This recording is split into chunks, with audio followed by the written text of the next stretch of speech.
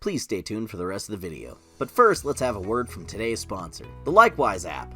Likewise is an app for getting personalized recommendations for movies, TV shows, and books based on your interests. You ever open up Netflix and Hulu and want to find something new, but you spend like 20 or 30 minutes just scrolling through looking for something to watch instead of actually watching? Cut that part out and use Likewise to recommend something to watch right off the bat and dig into something new without overthinking it. Likewise's recommendations are based on your shows and movies you list as your favorites, so it can use that to find other stuff similar to your preferences and recommend things you might also like. Let's just say I finished Invincible and want another show like that to watch because I'm in the mood for some edgy superhero cartoons.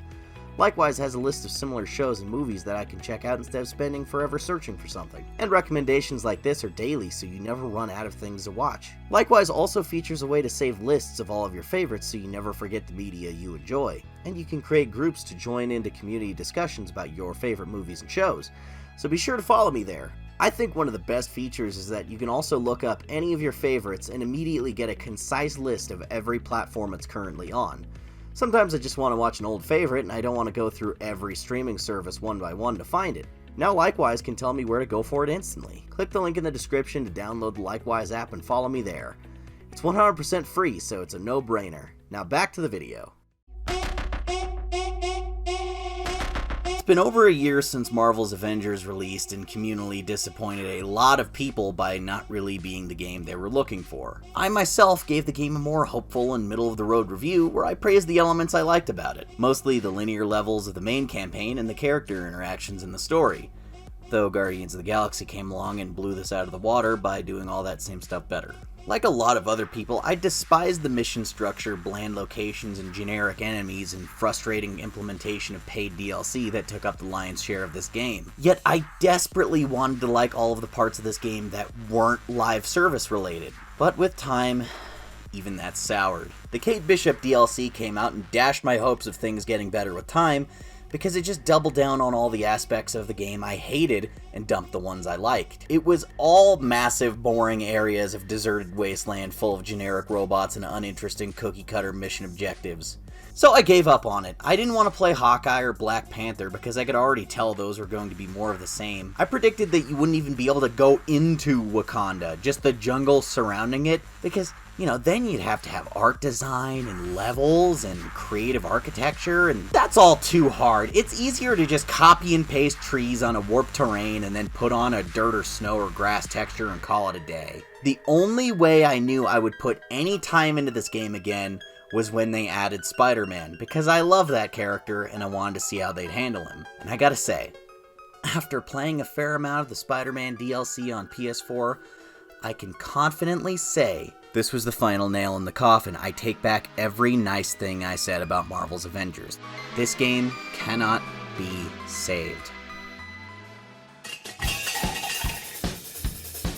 According to numerous news sources, this game didn't break even for a profit and is still struggling to recoup its losses on the inflated budget after a miserable launch and the vast majority of its player base abandoning it shortly after its release. Sure, the interest spikes up again a little with each new expansion, and this game does have its diehards that stick with it despite its flaws, but Marvel's Avengers is still in the red for a game of this size, and I doubt this DLC will fix that. Spider-Man is a PlayStation exclusive, meaning Xbox, PC, and Nintendo 64 players can't access it, which led to them cutting massive corners out of fairness and having no story or bosses for Spider-Man. The entire mission chain is just tasks like use this attack 20 times, complete 2 of this type of mission, use this other attack 15 times. The best you get in terms of story is the few tiny dialogue scenes here and there, the longest of which being his introduction so it doesn't feel like he just showed up and no one talked about it. You also get some audio logs. Those are... yeah. August 12th. Whew! Okay, not paranoid. That guy was definitely following me. Well, following Peter, but now he's confused and looking around. Everywhere but up. Right above you, dude. Nope, nothing. Well, at least that probably means he hasn't seen me change outfits.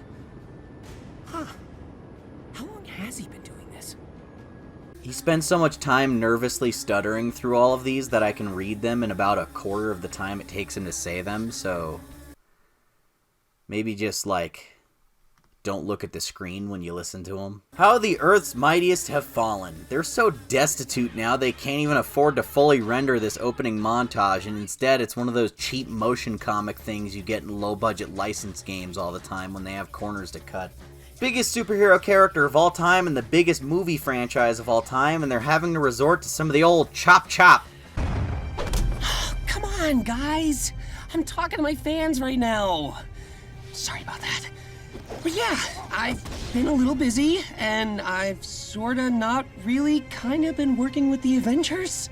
As a quote-unquote social media influencer, making Spider-Man a social media influencer is by far the cringiest trend, and it's instantly dating itself even worse than him working at a print newspaper. His voice isn't the worst I've ever heard, and Sean Chiplock did a great job with what he was given. Don't worry, I'm an expert in hanging out. Get it? Hanging? Well, I thought it was funny. But the voice direction seems to have been sound as nervous and scared as possible. Probably because a lot of more contemporary Spider-Man media portrays the character as ultra-flanderized uwu soft boy small bean Wattpad fanfic twink man. It's not Tom's fault. It's just every single molecule surrounding him. But unfortunately, the end result is this Spider-Man sounding like a combination of Robbie Damon and Drake Bell, which aren't exactly my two favorites. It's too high-pitched for a Spidey that's meant to be in college, and it sounds weird coming out of this shredded, buff, 90s bod Spidey. I think pitching it up was a mistake. I'd like to hear Sean Chiplock do this character again, maybe a little differently, because I feel like he does have potential. Well, it's a big part of this game, and it's become synonymous with this character, so let's start by digging into his open closet full of alternate costumes. I took pity on this financial disaster and decided to spot them $50 for booze money after not spending a dime on this game ever because I got a review code. Now I could afford to put all of my Avengers in skins that look halfway decent instead of the terrible default costumes, and I got myself the old trusty Spidey armor, as well as the Secret Wars suit. I think this being so prominent in every video game for the past 10 years has been kind of ironic because its original appearance in the comics is limited to these two panels. This is the most you ever see of it. Just a hand in this one. That and the concept art in the back of the book and like an unused cover. And that somehow got a full skin, but not the big time or future Foundation suits. They just recolored the bulletproof suit, and there's no black costume. How easily you were showed up by Fortnite, of all things! The noir suit is somehow not available, just recolors of it that look like crap. I think I have to wait for it to be added to the shop, which is maddening. But hey, at least it's the first time this has ever actually had a trench coat. They had cape physics already nailed down because of Thor, so they could just slap it on, I guess. And the rest of these look like bootleg rainbow-colored bullshit. These are worse than what I predicted the suits would be like. They have costumes that have mustard yellow, sky blue, and gold all mixed together. Or like purple and orange masks that no one would ever want. And of course they put in Webman. You're pathetically predictable. What the hell were they thinking with this design of the Parker Industries suit?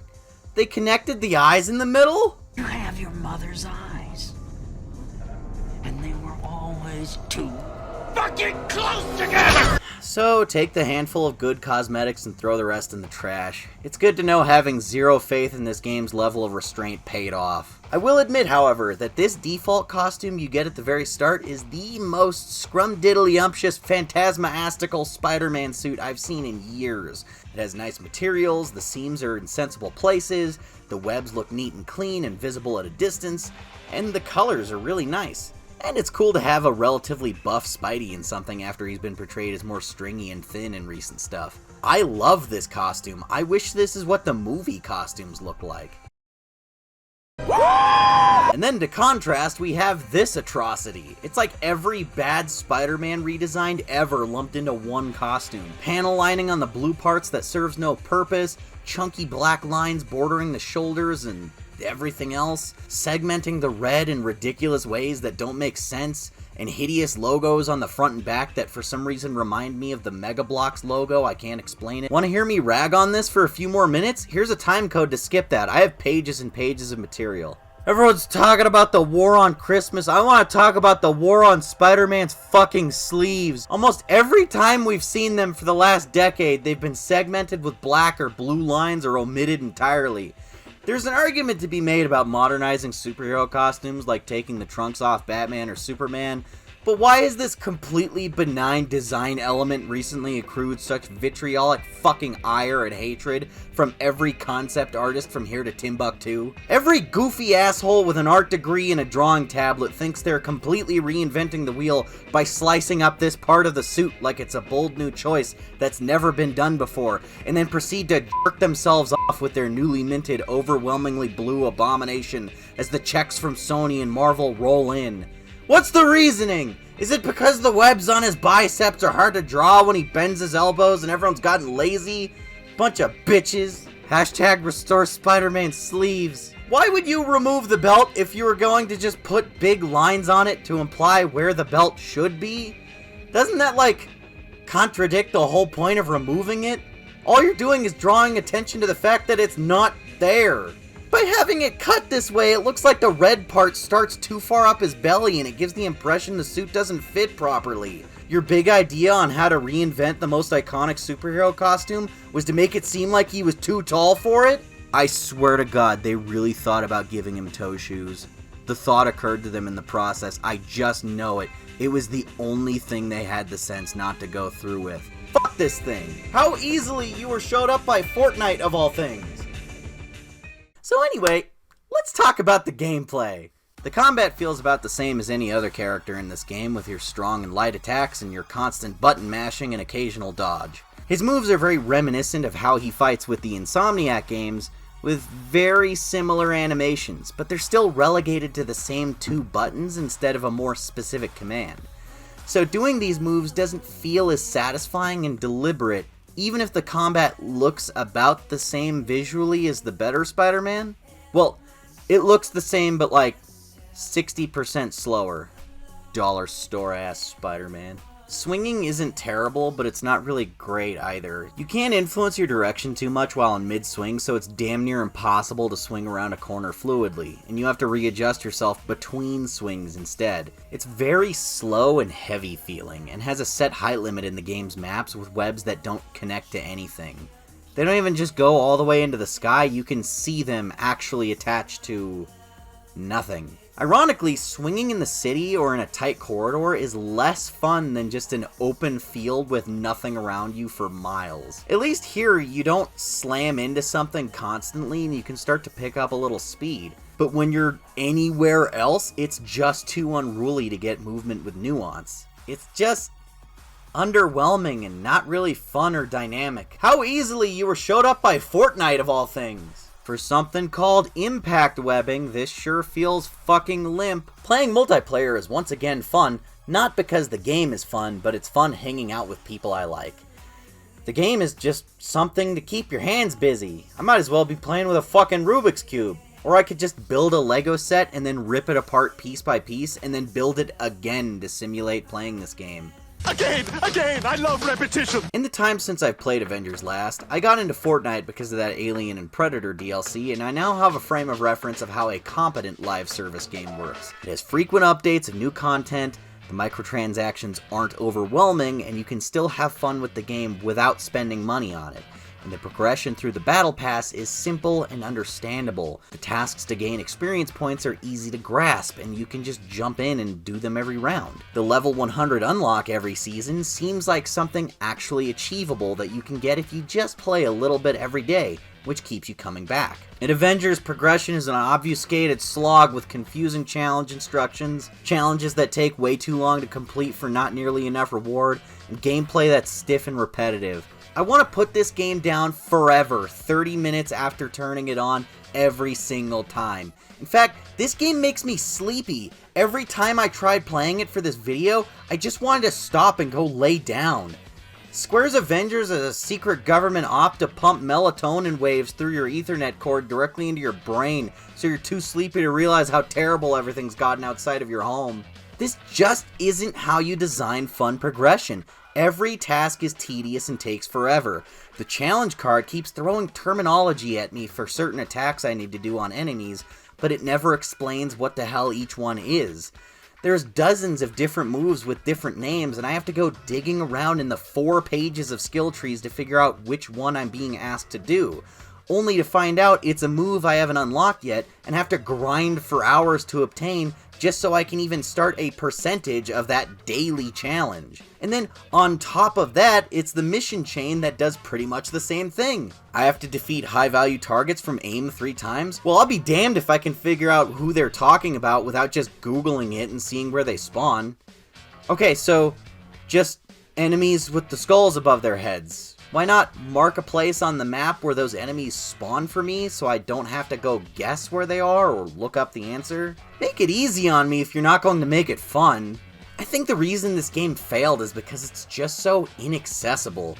You have to spend so much time learning how to navigate these menus and what everything means and how it wants you to progress. You can't just pick it up and play, and that's incredibly alienating for some people. Maybe they're so desperate for cash, the idea is to make the gameplay so boring and tedious that you just cave in and buy levels on the challenge card with real money to skip all the bullshit and get the rewards. Which makes sense until you realize you'd be spending money to get cosmetics for use in a gameplay that you hate because it's boring. Oh wow, I sure do look awesome in this skin doing the same capture the point task in the same 4 warehouses over and over, fighting the same generic robots for the millionth time. You want to swing through New York as Spider-Man? Well, there's already a game for that. All you get is the same 5 forests on shuffle. Oh, this one has snow in it. Fuck you!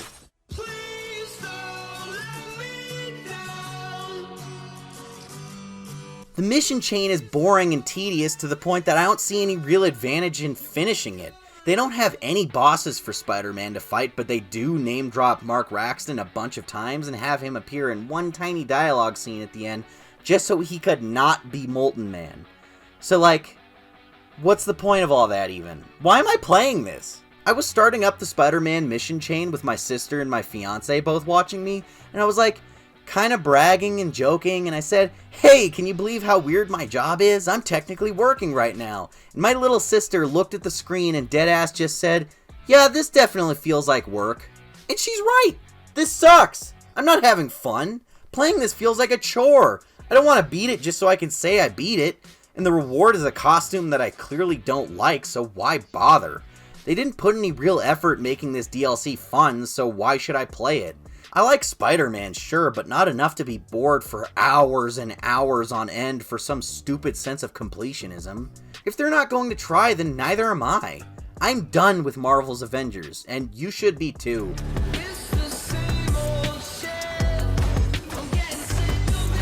Don't spend money on this, not even for Spidey.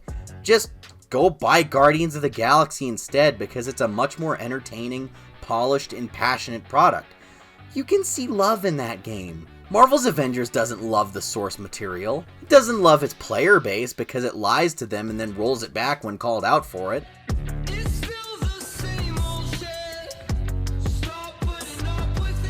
This game only loves the almighty dollar, and it's not even going to put in the effort to earn that money. Vote with your wallet. If you don't want games like this being made anymore, then don't play it just to hate on it for your YouTube channel like a jackass. Just avoid it entirely. Avengers deserves a hell of a lot better of an experience than whatever this offers. What a boring, depressing nightmare.